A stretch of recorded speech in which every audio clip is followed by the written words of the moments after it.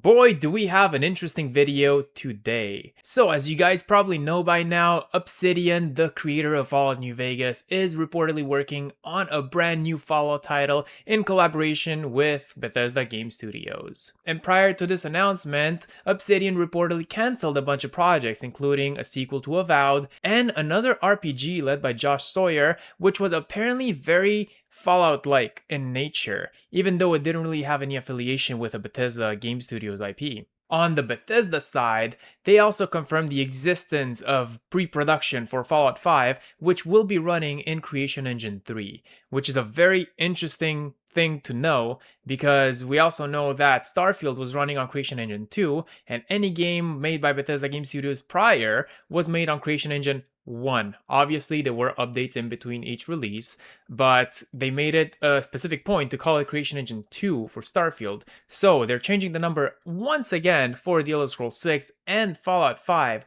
So how much will the Creation Engine change between 2 and 3? We obviously don't know that, and it's very early to tell at the moment, but another question we could be tackling today would be whether this Fallout title from Obsidian is going to be running on Unreal or Creation Engine. Todd Howard himself was asked in multiple interviews this specific question, and he could not answer publicly, so it really makes the community debate right now. But before we go into the pros and cons of each engine, I kind of wanted to have a little extra context. So that one RPG that Obsidian was working on that was very Fallout-like apparently was so similar to Fallout that they were having debates inside of Xbox whether it should be running on Unreal or on Creation, even though it had no affiliation with Bethesda. A quote from Jess Gordon at Windows Central actually says, "Sources felt that this project, which was not officially Fallout by name, was very Fallout-y in nature, to the point where there were debates at the upper levels of Xbox Game Studios about whether or not it should be made in Unreal or Creation Engine," which is a very interesting question. Other than Fallout New Vegas, we haven't really seen a game that was not made by Bethesda using Creation Engine, unless you're talking about like some modding projects that were made by non-official video game developers. But because Obsidian's last two projects, which are Avowed and The Outer Worlds 2, were running on Unreal, it kind of says that they have experience with both engines, so it makes them equally as likely to be used again for this new Fallout project. However, there are pros and cons to each engine, so I think we should go into it. So let's talk about the Creation Engine first. There are pros, believe it or not. I know this engine gets a lot of flack for being buggy, for not being up to industry standards in terms of graphics or performance in many cases, but there are some really good things about it. It was actually from the ground up built for Bethesda style RPGs. Very open world, very sandbox like, even though the RPGs themselves don't really have any choice and consequence to note. You can still basically be whoever you want in this game and do whatever you want, go wherever you want and explore, and the engine truly supports that because it was built for that at its core. NPCs can have schedules and daily routines. There's a very good physics simulation in the game where you can like pick up wheels of cheese or I don't know, sweet rolls and just throw them around and place them around your house. And when you unload that cell, when you come out of the house, yes, there will be a loading screen, but when you come back in the house, the game will actually remember where you place that object, which is not easy to do in any other engine. And that is why we have those load screens there, because it's very difficult for a game to just calculate the positioning of everything there. And when it comes to Fallout, when you're playing that scavenger playstyle, I suppose, when you're collecting a lot of junk and then building your house or building any settlements, which I don't know, it's not confirmed whether or not they will have settlements in this game. I would personally not like to see it necessarily, but given that Bethesda is collaborating with Obsidian on this, and Bethesda really usually pushes for settlement modes, probably because they can sell creations or whatever microtransactions they want, it is still a possibility that that will be a thing. But anyway, when it comes to repairing your guns or just crafting new guns from scratch, you will need to scavenge and look around places. And the Creation Engine just facilitates that. If you look at Outer Worlds 2, you could also do that in Unreal Engine. However, you will not be able to pick them up and throw stuff around, which isn't necessarily as immersive. And that might not be necessarily a very important thing for the player, for the gameplay loop to have. It does still add to that immersion, I would say. Another massive thing about the creation engine is modding. So Skyrim, let's just look at that for example. I still have a channel about modding Skyrim, and a lot of people are still looking to download mods and make mods for this game. If you go on the Nexus for Skyrim, every single day you will find hundreds of new mods that come out, and the community is really active there. Even though the game is over 15 years old, almost 15 years old. By the time you're watching this, I don't even know how old it is, but it just proves that modding keeps these games alive for a really long time. And if they're really going to push creations or any other microtransactions made by users and not directly by Bethesda or Obsidian themselves, it would really be a lot easier for the modders slash creators to work in Creation Engine. Another good thing, and I guess this goes for Unreal too, is that Obsidian, and Josh Sawyer specifically, already has experience with Creation Engine. And actually, he went on record to say that this engine is really, really easy to work with and add content to basically anything. And without the Creation Engine, they wouldn't have been able to make Fallout New Vegas in the 18 months time frame that they were allocated. And actually, I'll just play the clip for you here. This engine is incredibly easy to make content for. Look into my eyes. Without Gek and without the pipeline of this engine, we never would have finished this game in 18 months. This is the best content creation pipeline of any game that I've ever worked on. Easily. It's buggy. You're right, it's very buggy. It's buggy and unstable, and it's frustrating. But it's incredibly easy to make content for. Like, no one's gonna sit here and say like, no, it's not that buggy. Like, yeah, it's pretty buggy, but it's fine. Like, that's a trade-off. And another thing would be that since they already confirmed that Fallout 5 will be running on Creation Engine 3, it would probably be a lot easier for them to create assets within the Creation Engine directly for this game that they could easily port and, I don't know, copy, paste, whatever they're going to do when Fallout 5 eventually comes out. And as we know, Xbox is already trying to speed up their production, so this is going to be a lot easier for Bethesda in turn to add stuff to, let's say, Fallout 76 as microtransactions, or Fallout 5 as hopefully the base game and not microtransactions. But it is going to be that kind of like connecting web between Fallout games. And if they're not going to use the Creation Engine and they're going to use something completely different, this Obsidian-led Fallout game is going to feel a lot different from the rest of the series, which I don't think it's necessarily going to be a good thing, even if it does turn out that this Unreal Engine potentially led Fallout game will be better and will run and look better than any Creation Engine Fallout game.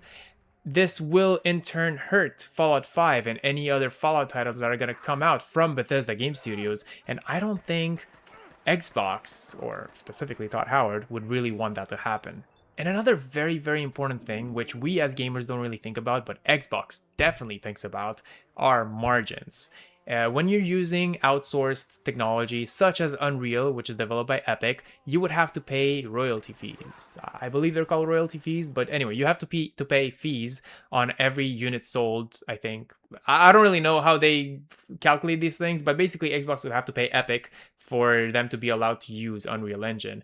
However, Creation Engine is owned by Bethesda, and Bethesda is owned in turn by Xbox, which means that Creation Engine is an Xbox tool, and they wouldn't have to pay anybody for that. Let's look at some numbers. So obviously they're going to have a much higher target for their margins. Apparently, according to Bloomberg, Xbox was given a 30% margin target, and the industry average is around 17 to 22%. And around 2022, Xbox was actually at 12%, so they were severely under target. And because they want to bring those targets a lot higher, they got to make two main changes. One, make more money. Two, spend less money. And the perfect way for them to spend less money would be to use in-house technology. And this is where the creation engine would come in.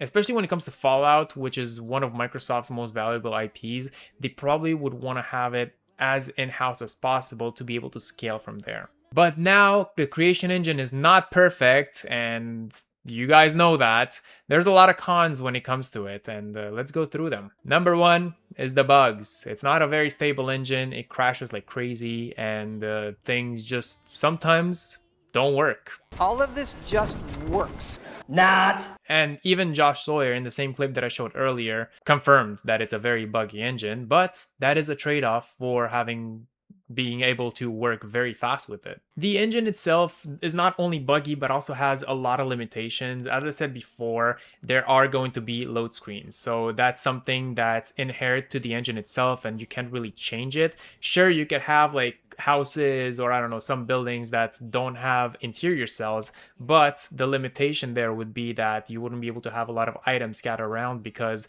the performance is going to tank, the physics are going to break, and those two are connected within the engine, which is also stupid. The NPC behavior is not going to work well. So that's why Starfield and any other Bethesda project before was really divided into multiple cells, and you can't have like a seamless experience where you can come into a house and not go through a loading screen because the engine just doesn't allow for that. Now, is that a deal breaker? In my opinion, no. I actually don't mind going into interior cells in Bethesda games. Starfield did kind of like abuse that because you have to go through your ship and then you have to fast travel to a different system and then land on a planet. And there's too many different cells for that.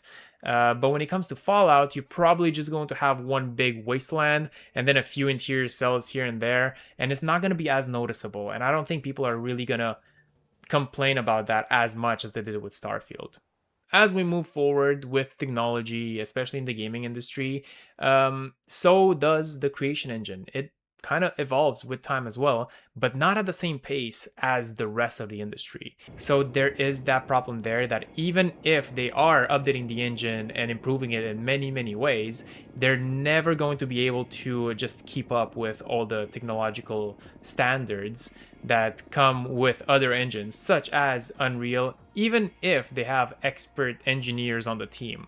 At some point, the engine is probably going to be obsolete, but is it bad enough to throw out today?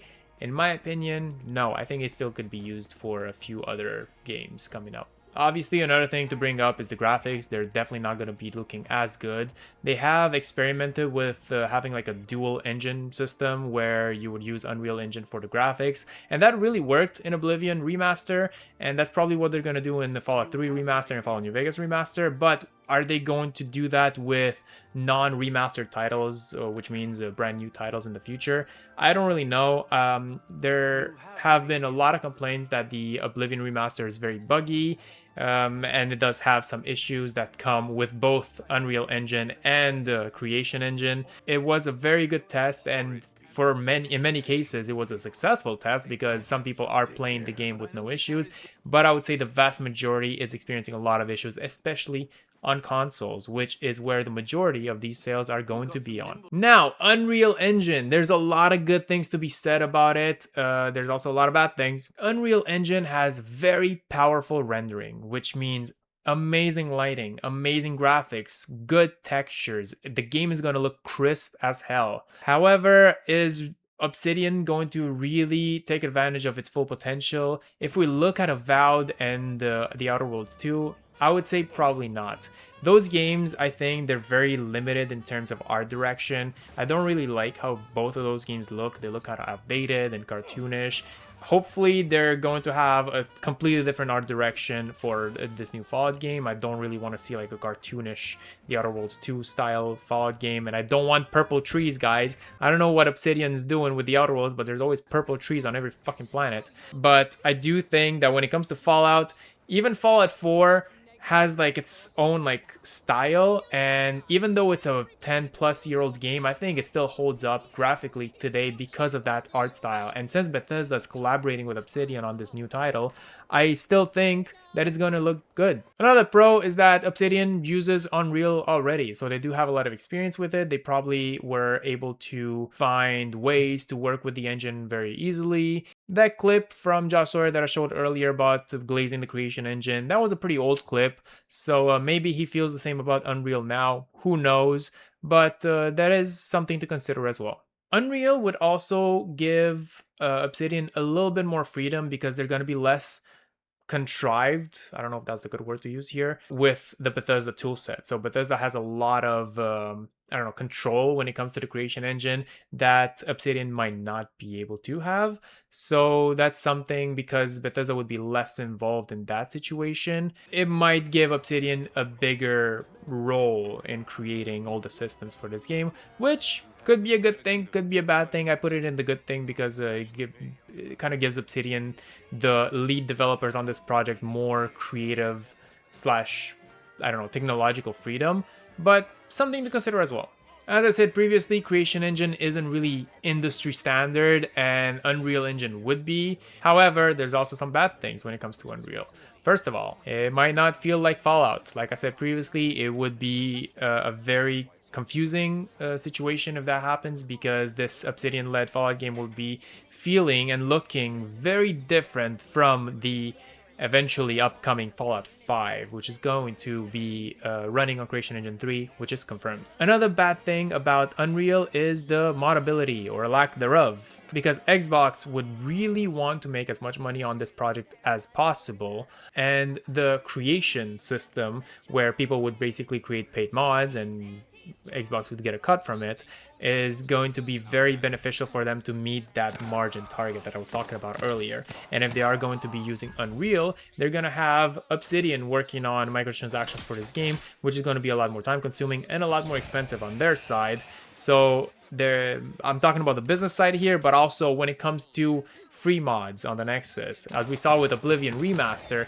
there's not that many mods for that game now because it's still running using Unreal Engine, and it's really hard to create mods for that. And mods are very important to just keep the game alive for a long time. And my personal gripe with Unreal Engine is that it doesn't really support open world structure in games. Eventually it will. They are working with CDPR right now to develop The Witcher 4, and the new version of Unreal will support the open world structure a lot more, but as it currently is, usually when you're playing an open world title within Unreal, it gets pretty buggy. The performance is really not good, and if we're going to have the same open world structure as Fallout New Vegas or any other Fallout game, it will be felt. Now, we don't know a lot about this project. Will it be using either engine? Maybe it's using something completely different. Is it going to be using a combination of engines? Will it be a remake of a past title? That's not been confirmed either. It could be a New Vegas remake. I don't think it will be because they're working on a remaster, but it could, I guess. So as time evolves and as we get more information, which is probably not going to be very soon because the game is very early in development, they just started working on it like literally last week, it's still interesting to just talk about it. I also asked my main channel's audience what they think the game should be running on. A lot of them said they don't really care, but most of them said that Creation Engine would be the way to go. Granted, it's not a big sample size, and when it comes to my main channel, they are very biased because they do like the mods, because it is a modding channel. But even though Creation Engine gets a lot of flack for being buggy or whatever, there's still fans for it, including myself. I personally am leaning more towards using Creation Engine because of the mods and because it will feel the same as all the other Fallout games. But I want to hear what you're thinking. Should Obsidian be using Unreal Engine? Should they be using Creation? Should it already be using Creation Engine 3, which we know that The Elder Scrolls 6 is going to be running on? And because they are very advanced in The Elder Scrolls 6, it probably means that Creation Engine 3 is pretty much done. So Obsidian could theoretically be using it already. So yeah, I leave it over to you. Let me know what you think. Subscribe to the channel if you're new. We will talk a lot about Bethesda games here, especially this new Fallout game and the Elder Scrolls 6 when we have more news. I am trying to get this channel to basically start from almost scratch. So help me out with that. It'll be really appreciated. And yeah, check out my main channel if you want to see some Skyrim mods. And that's it. Have yourself a wonderful day and leave me alone.